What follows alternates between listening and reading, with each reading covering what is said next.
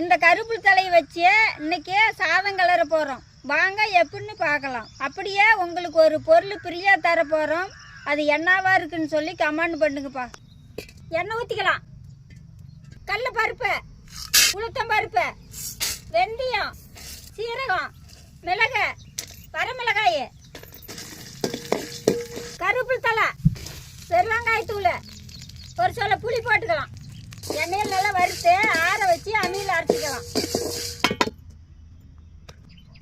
எண்ணெய் ஊற்றிக்கலாம். கடுகு, கடலப்பருப்பு, உளுத்தம் பருப்பு, கடலக்கொட்டை, வரமிளகாய், வடித்து சாதம், வறுத்தரைச்ச கருவேப்பிலை பொடி, தூள், உப்பு,